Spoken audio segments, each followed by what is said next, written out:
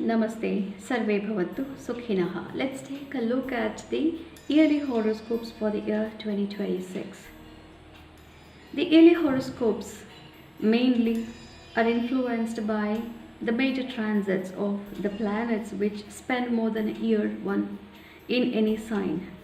There are four such planets in the zodiac which are the Guru, Shani, Rahu and Ketu. Guru spends 1 year, Shani is for 2.5 years, Rahu and Ketu spend 1.5 years in each Rashi. This year Saturn is not going to transit, so Saturn transit will not be of much importance. Rahu and Ketu transit only towards the end of the year, that is the frag end of the year in December. So the main planet which is left for this year for the transit is Jupiter. Jupiter this year is going to have a very special transit which has not happened in the last 10 years. Jupiter will actually begin the year with his presence in one sign, and then he will transit to another sign through the mid of the year. And he will go retrograde and go back to the sign from which he transited. But this year it's going to be a special way because Jupiter will begin the year with retrograde. He will become progressive in the same sign, and then he will transit to the next sign, and without going retrograde there, he will transit one more sign and he will go retrograde and then come back to the previous sign. So there are 2 retrogrades and 3 main transits, 3 sign changes happening this year for the Jupiter, which is once in 10 years phenomenon. So this year there is going to be a lot of activity, lot of changes. By the time we have actually realized this change has happened, the next change has already started happening, and the next change will also not be very long-lived. So let's take a direct look at what is it for all the 12 moon signs. These transits are based on moon signs, so you need to check your chart and know the sign or Rashi in which the moon is present in your horoscope. And also this is not based on your birth date. Date of birth is not what gives you the moon sign according to the month. That is Western astrology. And whatever results we have given here are transit based, and we have not taken into consideration your chart. You need to get your chart checked, and the combined result of your dasha bhukti and the transit is going to give you the results finally. So all of you must get your charts also checked for dasha bhukti. And we do not conduct any online courses, coaching or counseling or consultation. Beware of frauds and imitation.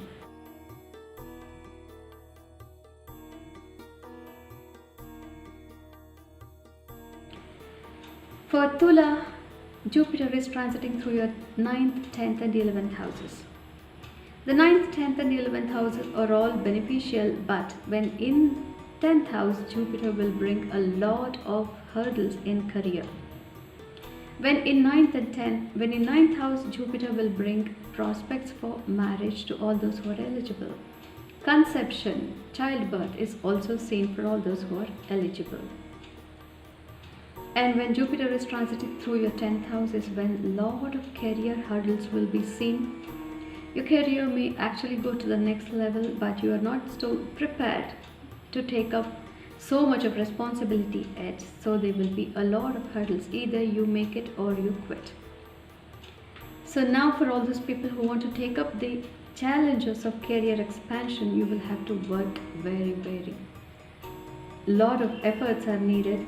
Lot of work with stress is actually indicated for Tula Rashi people. But towards the end of the year is when you will get a little bit of relief, when there is wish fulfillment happening and some money gains will be seen. But personal relationships and family relationships will actually go through a lot of turmoil during these times, because socially you will be fighting to hold back to your reputation and also to gain some status which you might have lost or which you feel you deserve. So family will actually suffer during this time, but socially you will make a lot of new connections.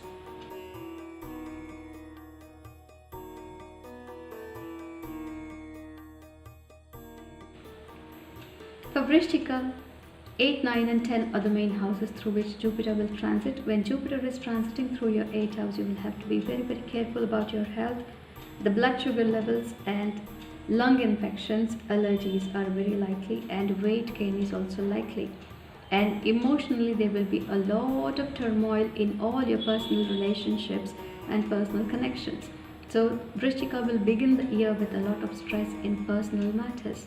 But when Jupiter is transiting through your 9th house between June and October, there will be a lot of reputation and status to be gained. Career will see a lot of progress, and also there will be so much of respect for you, and a preceptor or a father will actually be very benevolent to you. And when the year ends, there is a progress or career progression to be seen, but that also will come with a lot of hurdles. But nevertheless, there is an expansion in career to a level which you have not seen in the last 12 years. So for Vrishchika, the beginning of the year, the first half of the year is stressful, the rest of the year is very prosperous.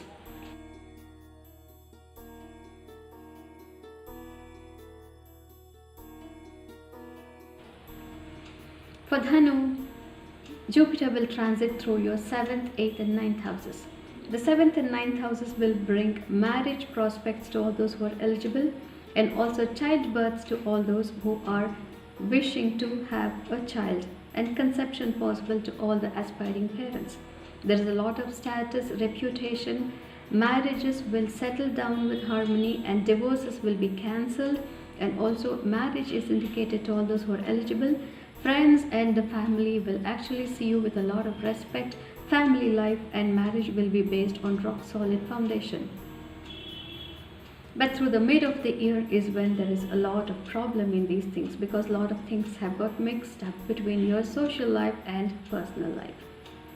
There will be a lot of stress in your personal commitments between June and October. This is when there is a lot of stress indicated. A lot of criticism may also have to be faced, and depressive thoughts will creep in, and you can handle all these things through meditation.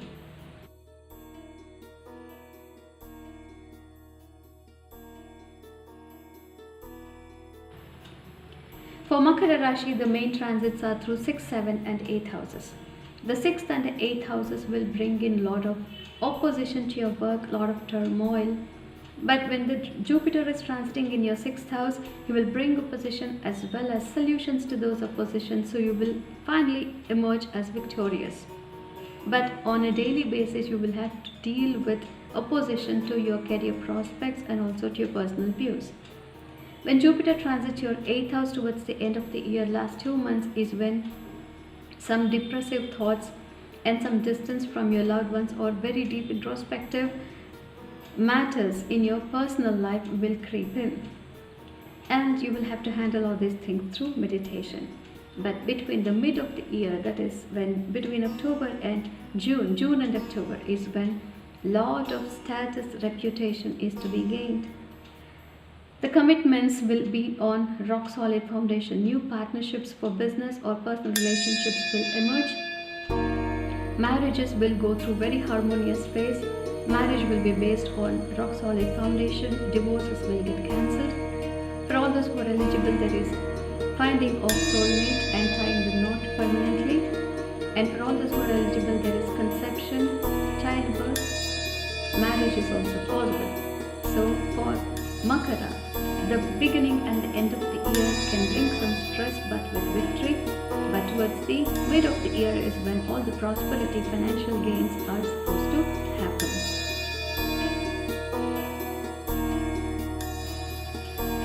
For Kumbha, Jupiter will transit through your 5th, 7th and 6th houses. When in 5th and 7th houses towards the end of the year and the beginning of the year, there is a lot of gain in status, reputation, money and prosperity. Marriage to all those who are eligible, childbirth to all those who are eligible, and also there is cementing of bonds in existing relationships and marriage. Marriage will be based on rock solid foundation, and all those people who have been contemplating on separation will cancel those and will settle down with your marriage. In the mid of the year is when there is a lot of enemy trouble at work, and also in your personal life you need to face. There will be your work, your views. This will have to be handled with a lot of fortitude, but Jupiter will actually help you in that, and finally you will emerge victorious. Health needs care because there can be weight gain and higher blood level sugars.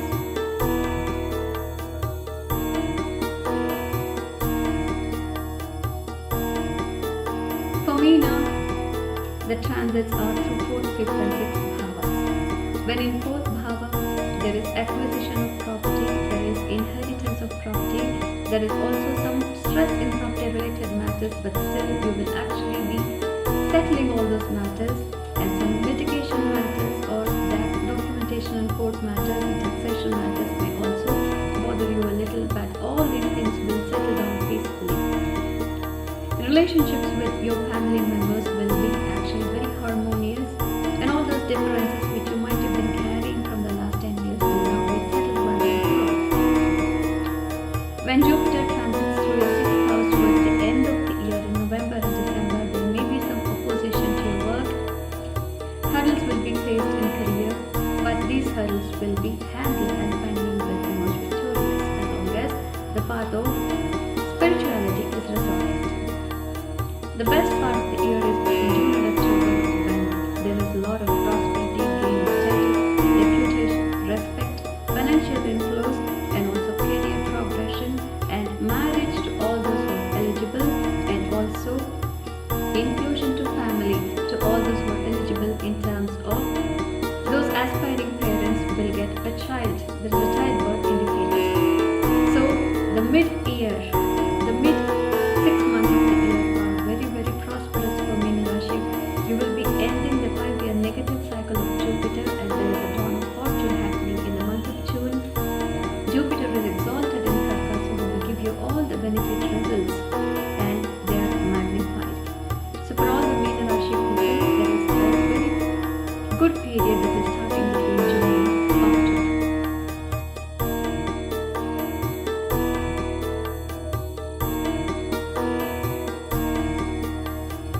This was what was year 2026, and there will be many other smaller transits happening through the year which we will be talking about, not for views, not for subscription, but it is to actually spread the knowledge that is there in our ancient wisdom.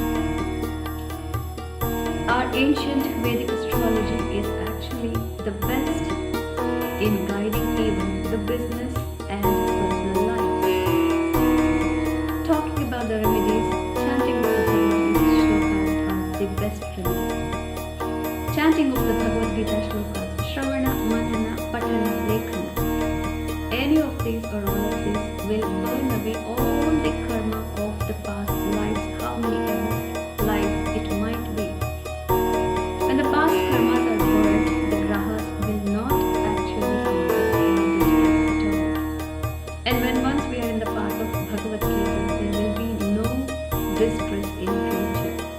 So Bhagavad Gita is the best remedy. Chanting, following Bhagavad Gita and understanding it is the best remedy. So these were the remedy part. Wish you all a very happy year 2026, and beware, we do not provide any online consultation, counseling or coaching. Beware of frauds and imitations. Sarve bhavantu sukhinah. Shri Krishna Vijayate. Stay tuned to this channel to know more about the other grahas which may bring in very beneficial results to you all through the year.